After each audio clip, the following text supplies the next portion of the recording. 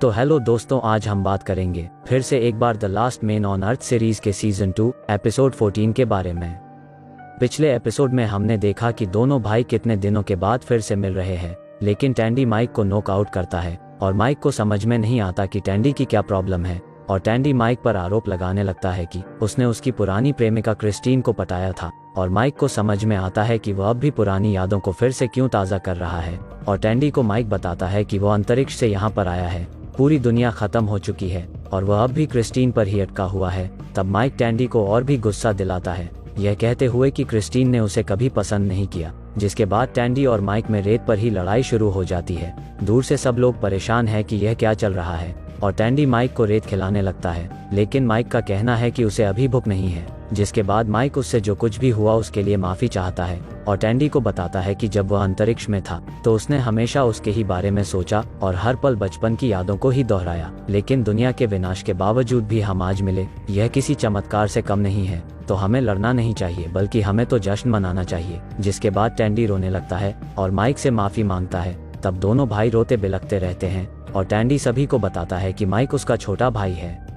रात के खाने के वक्त माइक सबको बताता है कि वो टूक्सन में अपने घर गया था, तो उस पहली बार उसके घर में अच्छी खुशबू आई, जिससे वह समझ गया कि टैंडी यहाँ पर नहीं हो सकता। और माइक की बातों से सब हंस पड़ते हैं और टैंडी की हंसी देखकर पता चलता है यह हंसी नकली है। लेकिन माइक ने वहाँ पर मेलिसा का लिखा हुआ एक नोट उसे मिला, जिस कारण वह मालबू तक पहुँच पाया और इसके लिए वह मेलिसा का शुक्रिया करता है। लेकिन बचपन का प्यार अब भी टैंडी भुला नहीं है और वह फिर से क्रिस्टीन की बात लाता है। टैंडी खुद के सहानुभूति के लिए माइक से पूछता है कि क्या वो उसे पसंद करने लगा था और माइक हाँ के रूप में जवाब देता है। तब से इस बात को लेकर टैंडी परेशानी में था, क्योंकि इस मामले को सुलझाने से पहले ही वो अंतरिक्ष में चला गया था। और अब टैंडी खुश है कि वो उन पुराने इश्यू को ठीक से समझ चुका है। तब वह माइक को थैंक्स कहता है और सब लोग खाने का आनंद लेते हैं कि तभी एरिका अंतरिक्ष के बारे में कुछ माइक से सुनना चाहती है। और माइक से पता चलता है कि वो सिर्फ एक रिसर्चर के रूप में उसे वहां भेजा गया था, लेकिन एक मजाक के रूप में माइक बताता है कि उसे वहां पर चिंपांजी तो नहीं दिखने वाले थे।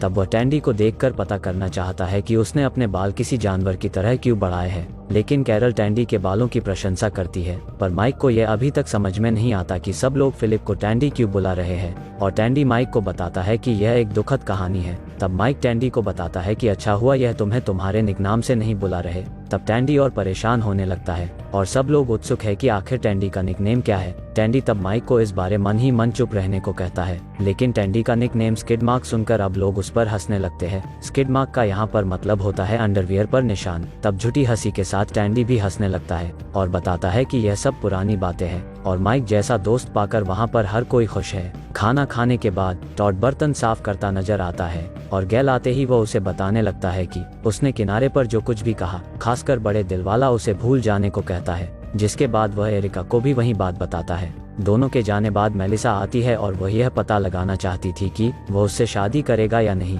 लेकिन वह उससे किनारे पर यह सुनकर हैरान रह गई थी कि वह अब सबको प्यार देने वाला। तब टॉड मेलिसा को भी बताता है कि वह उसकी एक बड़ी गलती थी। जिसके बाद मेलिसा भी गुस्से में चली जाती है। दूसरी ओर टैंडी माइक को कंबल देने आता है और नीचे डाल देता है। टैंडी के कंबल को सूंघते हुए माइक का कहना है कि वह सामने की तरफ नहीं सो सकता, पर टैंडी को पता है कि वह ऊपर सितारों को देखकर बातें करने लगता है, जिस कारण वह उसे यहीं पर सोने के लिए कहता है। और Mike good night skid mark कहते हुए उसे सोने भेज देता है। अंदर कैरल दोनों भाइयों की पेंटिंग करती हुई नजर आती है। कैरल उन्हें साथ में देखकर और उनकी फैमिली में माइक को पाकर काफी खुश है। तब टैंडी उनके बच्चे के विषय पर कैरल को बताता है कि उसने कभी सोचा नहीं कि ऐसा भी हो सकता है, जिसके लिए वह कैरल से माफी चाहता है। लेकिन कैरल उसे समझाती है कि वह उस बात के लिए दुखी ना हो, क्योंकि दोनों में अभी तक भी पक्का साबित नहीं हुआ कि समस्या किस वजह से है। लेकिन अब भी टैंडी खुद को ही बच्चे के ना होने का जिम्मेदार समझता है। पर प्यारी कैरल उसे बताती है कि उसने उससे शादी इसलिए नहीं की कि उनका एक बच्चा हो। वह उसके साथ तब से है जब उसे टक्सिन से निकाला गया, क्योंकि वो उससे प्यार करती है और यही काफी है। जिसके बाद टैंडी उसे एक मधुमक्खी कहता है और कैरल उसके नर से एक छोटा डंक लेना चाहती है, पर नर का कहना है कि छोटे से काम नहीं चलने वाला।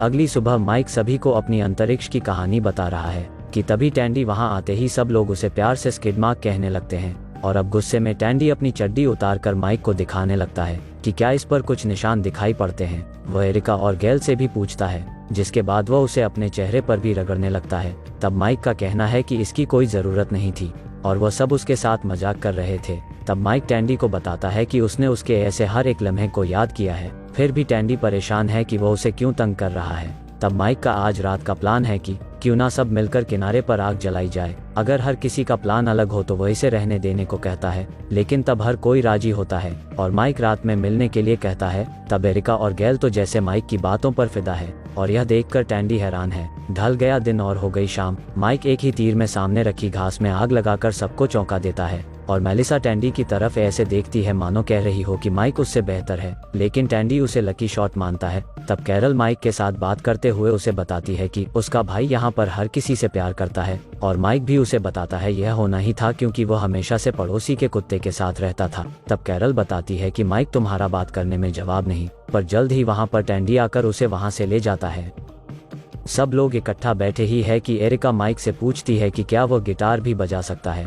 तब टैंडी मौके का फायदा उठाते हुए सबको बताता है कि वह पिछले 20 साल से उसकी प्रैक्टिस कर रहा है, लेकिन माइक का कहना है कि वह सिर्फ 2 साल से इसे बजाने की कोशिश कर रहा है। तब सब लोग उसे कुछ धुन बजाने के लिए कहते हैं। तब माइक उन्हें ग्राउंड कंट्रोल सॉन्ग गिटार पर बजाते हुए गाने लगता है। तब टैंडी फिर से चौंक जाता है और इस सॉन्ग में उसने अपना समय अकेले अंतरिक्ष में कैसे बिताया यह सुनता है, जिससे अब लोग उसकी कहानी सुनते हुए रो पड़ते हैं, सिर्फ टैंडी को छोड़कर। और अंत में माइक रोने लगता है और गाने को खत्म करता है, जिससे सब लोग उसके लिए दुखी होते हैं। लेकिन यह देखकर टैंडी माइक से जलने लगता है। अगली सुबह किचन में टैंडी यह कहते हुए आता है कि कल रात की पार्टी अच्छी थी, लेकिन किसी पुराने जमाने की तरह खत्म हुई और यह अब एक नई दुनिया है, तो सभी को बताने की जरूरत नहीं है कि असली पार्टी किसे कहते हैं। इसलिए टैंडी रात को और एक पार्टी रखता है जिसमें वह सबके लिए कुछ पेश करेगा और खासकर वह माइक को दिखाना चाहता है कि असली शो किसे कहते हैं। दूसरी तरफ मेलिसा और कैरल टॉड से बात करने आती है और दोनों इस बात से सहमत है कि वो अब दोनों भी उसके साथ रहने वाली है और टॉड उन दोनों से शादी के प्रस्ताव को रखकर दुनिया का सबसे खुश आदमी उन्हें बनाने के लिए कहता है। लेकिन तब दोनों भी उसे यह सब बंद करने के लिए कहती है और टॉड समझ जाता है कि वो दोनों सिर्फ उसके साथ। आप समझ जाओ मैं क्या कहना चाहता हूँ। दूसरी तरफ टैंडी सभी का इंतजार करते हुए थक चुका है और सब आते ही वो उनको बताता है कि वो पिछले 3 घंटे से उनकी राह देख रहा है।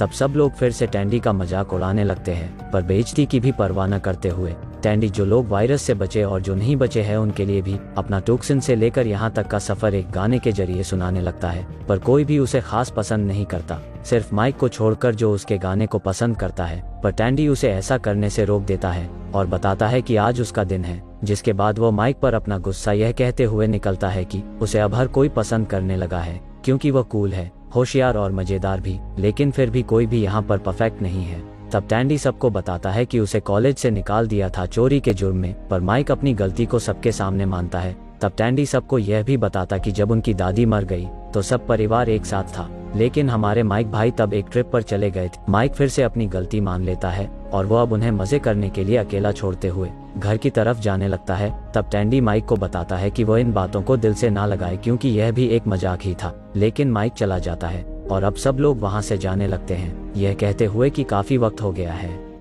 रात में कैरल टैंडी ने जो भी किया उसके बारे में उससे बात करती नजर आती है और वह उसे यह भी समझा रही है कि तुम दोनों कितने खुशकिस्मत हो कि पूरी दुनिया में दोनों ही सगे भाई अब भी बचे हो और अब पुरानी बातें फिर से निकालने से सिर्फ दोनों को दर्द ही मिलेगा। तब कैरल उसे यह भी याद दिलाती है कि तुम उसके बड़े भाई हो, तुम उसकी गलतियों को माफ कर सकते हो। और अब कैरल के समझाने के बाद समझदार टैंडी माइक से सुबह होते ही माफी मांगने का फैसला करता है। और अगली सुबह टैंडी जब ब्रश करते हुए आईने में देखता है तो वह यकीन नहीं करता। तब टैंडी सबसे मिलने आता है और सब लोग आश्चर्यचकित होते हैं क्योंकि माइक ने अपने भाई को एक न्यू लुक दिया है। और इसी के साथ यह एपिसोड खत्म होता है। बने रहने के लिए लाइक करें और चैनल को सब्सक्राइब। तो मिलते हैं अगले वीडियो में। Thank you.